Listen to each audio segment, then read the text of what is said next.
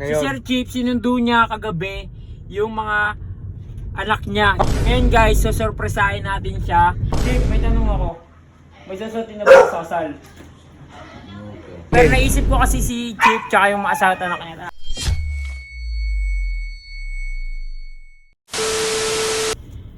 So, what's up sa inyo guys? Pauwi na kami ng camp. At kung napapansin nyo, kami lang dalawa ni Totoy Mola. Kasi guys, kami na lang yung walang sosotin. Galing na kami dun sa pinag-aarkilaan namin ng suit. Ayun o. Kung mapapansin nyo guys, sobrang dami niyan kasi nirentahan ko na rin si Sir Chief at yung mga anak niya. Lumit na naman boy! Ito naman yung nasa bag dyan. Ano yan, para sa asawa niya yan, tsaka sa anak niyang babae. Kasi guys, nung isang araw lang kasi siya binigyan ng invitation letter. Tapos, syempre rush na. Tsaka ang akala niya boy, hindi siya invitado. Oo, yung akala niya. Kaya wala talaga siya, hindi siya prepared. Hindi siya nagkita talaga. Pero ngayon, si Sir Chief, sinundo niya kagabi yung mga anak niya. Sinundo niya ba? Oo, hindi ko lang alam kung nandyan na kasing aga natin umulis. Aga talaga. Tapos sana nandyan na, pero feeling ko nandyan talaga, malakas kutob ko. Feeling ko nakabalik na. Nakabalik kasi na. Kasi kagabi pa umalis yun eh. Ngayon guys, so surpresahin natin siya.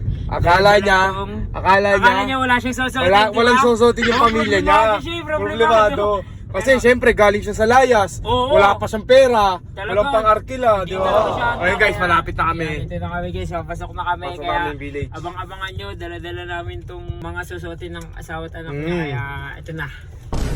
So ayun guys, nandito na tayo sa camp. Nakauwi natin. Uy, sino may gamit ang motor ni boss? Baka sila bullet yan, sila Jello. Guys, malakas kutob ko na nandito na sila Sir Chief. Feeling ko nga rin nandito niya. Samahan nyo ako guys, tawagin natin siya. Feeling ko kasi pagod din yun eh. Feeling lang yun. Tara. Yun guys, tara guys, tingnan natin. Tara. Uy, si Lubog naglilinis na rin ang motor oh. Oh my God, nandito nga. Dito? Chief! Uy, Gerans! Nandito na! Uy, Gerans! Nandito boy! Sir Chief oh! Sir Chief! Ano? Pagod? Bagong gising na! Bagong gising ah! Pagod ka? Pagod ka? Saan yung asawa mo? Hindi sa loob, papahinga sila. Uy, pagod na. Pagod. Uy, yung anak ko ni Sir Chief iso! Tumakbo! Tumakbo! Chief, may tanong ako. May sasatin na ba sa kasal? Pantalon lang, ano lang. Yun lang. Yun lang. Paano ka makakapasok doon? Ayun, Chief. Pwede yun? Oo! Formal ka dapat doon, nakasuit ka, may tie ka, pantalon lang!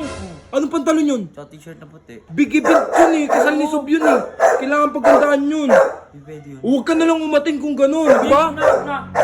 Hindi, Chief. Ginawa ka na ng paraan. Kaya, sama mo. Ginawa ng paraan. Hindi siya makapag- Pacho!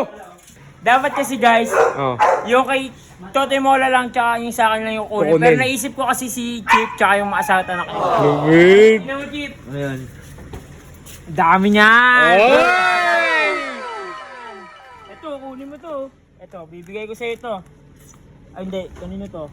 Kay Totoy Mola to. Uy, sa akin yan! Huwag mo Kay bigis! Kuya Rans. Kay Kuya Rans. Uy, kay Kuya Rons! Hello mo to?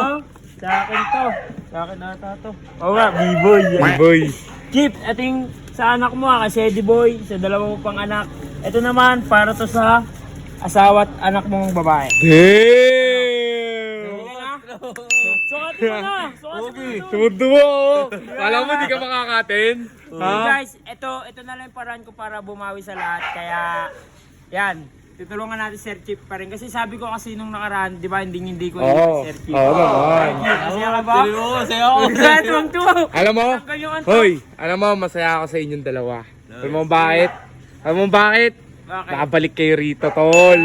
Nakabalik kayo rito, tol. Ano, Chief? Sukat mo na yun, oh. Sige. So, Yun.